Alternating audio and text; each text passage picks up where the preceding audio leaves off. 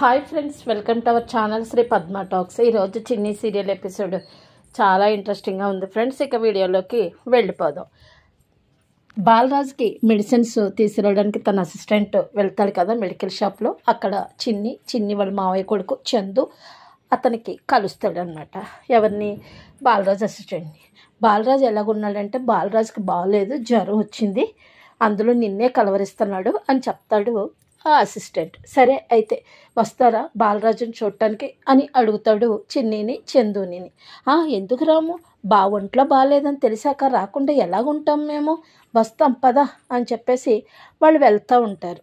ఈలోపు కట్ చేస్తే ఇక్కడ చిన్ని వాళ్ళ మావయ్య వాళ్ళ ఫ్రెండ్ హరి అడ్వకేట్ ఉన్నారు కదా, వీళ్ళిద్దరూ ఎలాగా 24 గంటలు అయిపోయింది, ఇంకొక 24 గంటలు ఉంది, ఎలాగా ఇప్పుడు మనకు ఆచూకీ ఎలా తెలుస్తుంది, ఆ దేవగాడే ఏదైనా చేసి ఉంటాడా ఏంటి, ఎందుకంటే ఆ దేవగాడే చేసే ఛాన్సే ఉంది, ఎందుకంటే తెలంగాణకి వెళ్ళిన తర్వాతే కదా మిస్ అయింది కావేరి అని చెప్పారు, అంటే ఇది దేవ పనే అయ్యి ఉంటుంది అని అనుకుంటారు చిన్ని వాళ్ళ మావయ్య ఫ్రెండ్ హరి అడ్వకేట్.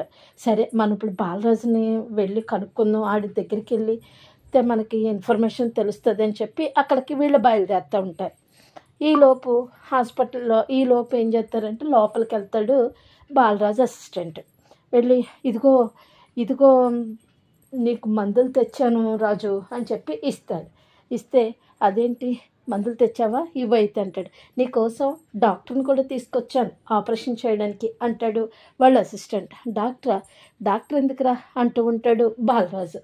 సరే లోపల రండి డాక్టర్ గారు అంటే లోపలికి వస్తే చిన్నిని చూసినప్పటికీ బాలరాజు లేచిపోయి కూర్చుంటాడనమాట. ఎంతో ఇదైపోతాడు చిన్నిని చూడగానే. ఏంటి చిన్ని, నా కోసం వచ్చావా, నాకు బాగాలేదని తెలిసాను. అవును మరి నీకు ఫ్రెండ్కి బాగోపోతే నేను ఎలా ఉండగలుగుతాను, అందుకనే మేము వచ్చాము అని అంటది. అవును అంకుల్, అందుకే వచ్చాం అని చందు కూడా అంటాడు.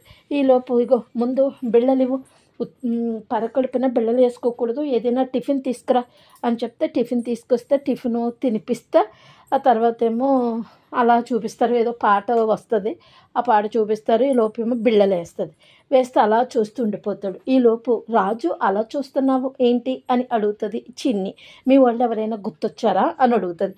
అవును, నాకు మా అమ్మ గుర్తొచ్చేది, మా అమ్మ కూడా ఇలాగే నాకు తినిపించినట్టు గుర్తు, మా అమ్మ ఇలాగే తినిపించేది అని చెప్తాడు బాలరాజు. ఓహో అలాగా అనేసి అంటాడు. ఈలోపు ఇదిగో ఫోన్ వస్తుంది ఈలోపు అసిస్టెంట్కి.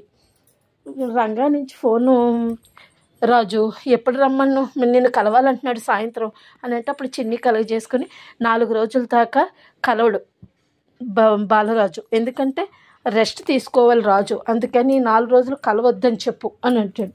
అని అంటే అప్పుడు బాలరాజు వైపు చూస్తాడు అసిస్టెంట్. అవును చిన్ని చెప్పింది కదా 4 రోజుల దాకా కలవడం కుదరదని చెప్పి అంటాడు. అలాగే ఒకవేళ మనకు తెలియకుండా మన ఇంటికి వస్తేనో అని అంటాడు ఆ బాలరాజు అసిస్టెంట్. అయితే పని చేయి, బయట తాళాలు వేసేస్తే ఎవరో చూసుకుని వెళ్ళిపోతారు, ఎవరు లేరని, ఎందుకంటే 4 రోజులు రెస్ట్ తీసుకుంటే తగ్గిపోతుంది అంటది. సరే అని చెప్పి అటువైపు నుంచి వెళ్ళి తాళం వేస్తాడు. మీరు అయితే దొడ్డు వైపు నుంచి వెళ్ళిపోండి అని చెప్పి తాళం వేసి వస్తే అప్పుడు చిన్ని మావయ్య వాళ్ళ ఫ్రెండ్ హరి అడ్వకేట్ వస్తారు. ఏంటండి అంటే బాలరాజు కావాలి అని అడుగుతారు చిన్ని వాళ్ళ మావయ్య వాళ్ళ అసిస్టెంట్ అడ్వకేట్, అంటే అడ్వకేట్ ఫ్రెండ్ అనమాట హరి. అయితే వాళ్ళ అసిస్టెంట్ అంటాడు బాలరాజు అసిస్టెంట్ లేడు. ఏంటి ఎక్కడికి వెళ్ళాడు అంటే ఒంట్లో బాగాలేదు హాస్పిటల్కి వెళ్ళాడు.